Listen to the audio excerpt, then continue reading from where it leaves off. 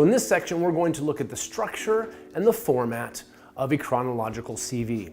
And we're going to give you lots of tips and ideas for how to make this information very clear in its presentation. The good news is that a lot of the information that we're giving you, a lot of the advice that you will have, works both for a chronological CV as well as a skills-based CV.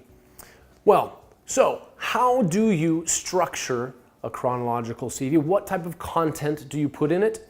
Well, there are primarily 6 categories that you should put in a chronological CV. Number 1, your personal details. 2, your professional profile. 3, employment history. 4, training and professional qualifications. 5, your education. And a 6th category of potential other information. Now, these categories are probably already familiar to you, but what we're going to do is to try to give you the guidance for how to present it and the language that you need to use for it. So let's begin. Let's look at your personal details. Now, your personal details work to present basically the heading of your CV.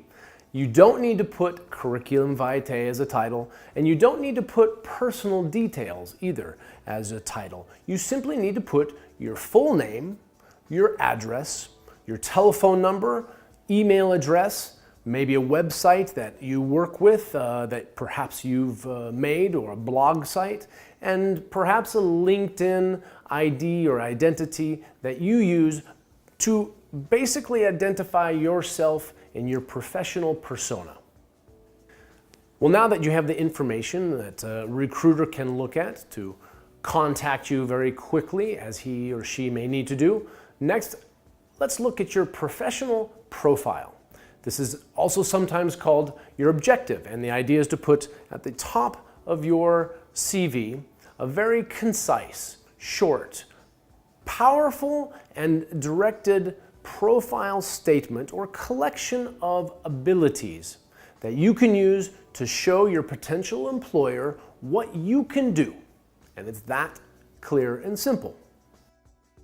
Now, of course, what it includes is information about your skills, your achievements, and your overall approach to work, showing your potential employer what you offer to that potential new job.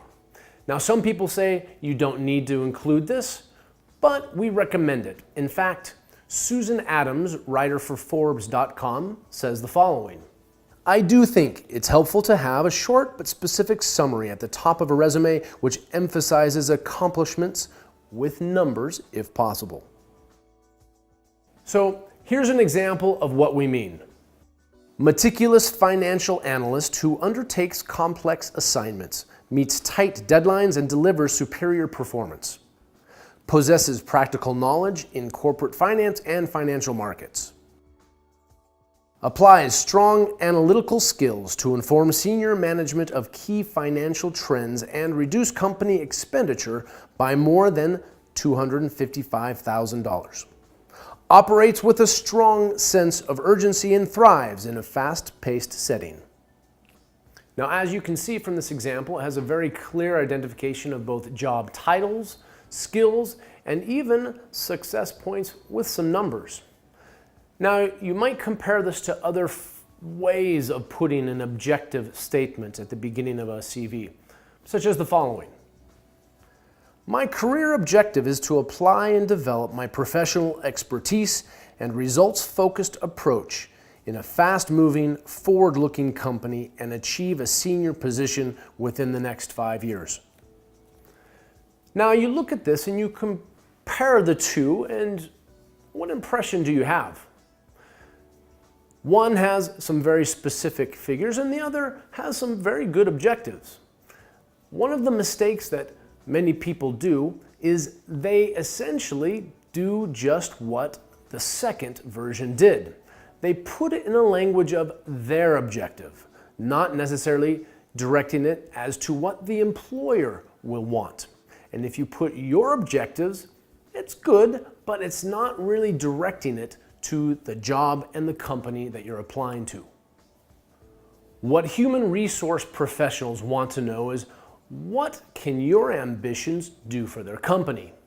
And how do they know that your success in the past or in the present job are transferable and measurable for what they need? Kevin Lamsback from Microsoft says the following: save the ambiguous objective statement for the cover letter. I would prefer you use this space for a hard-hitting summary that highlights key attributes, wins, skills, certifications, or metrics that make a solid case for why we should drop everything and call you right now. So that's your goal, is to create a very powerful and impressive professional profile statement that goes at the beginning of your CV. Now, we're going to give you some more information, some more help of how to do this here in just a moment. If for some reason you're uncomfortable with creating this profile statement, no problem. Leave it out and focus on your employment history.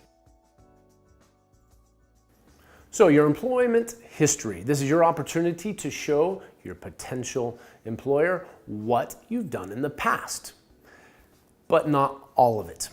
Generally speaking, professionals in the human resources world would say that the last 10 years is about as much of the time period that you need to focus on. Once again, Kevin Lamsback says the following: personally, I recommend going into detail for at least the last 5 to 7 years of your career. From there, it's safe to hit cruise control, but not at the expense of leaving anything pertinent off the resume. So what this is saying is that if you've done something really significant past 7 or 10 years, you can give some details. Otherwise, just have a quick employment title, your job, and a very, very brief summary. Where you need to focus more on the details is in your more recent job history. And if you have been working in the same job for this period of time, what you need to do, of course, is to break it into sections, perhaps responsibilities or different departments that you have worked in, and use that as your area for different chronologically developing professional skill areas. So of course, what you're going to do is put your most recent job first and work backwards. What selectors are looking for usually are your last 2 jobs. And of course, they're scanning the page for keywords to indicate your skills that they are interested in. So when you're putting this in order, think of the keywords that you need to identify. And this, of course, if you're looking at a paper version, is something that you're scanning visually. There is also the online scanners and the software that uses special programming essentially to identify the keywords that match your skills with the employer's needs and the job criteria. We'll talk about that a little bit more in a bit.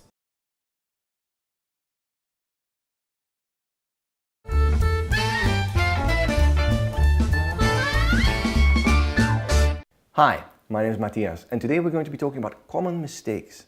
Now, a common mistake to make is to go business. People say, I go business. I go business? No, that doesn't make any sense. Not in English, at least. No, we say to do business. Not to make, not to go, but to do business. So, we do business, yeah. I did business, I will do business in London next week, but not I go business or I go on business. No, you do business. That's the mistake. Be careful. Not go, but do.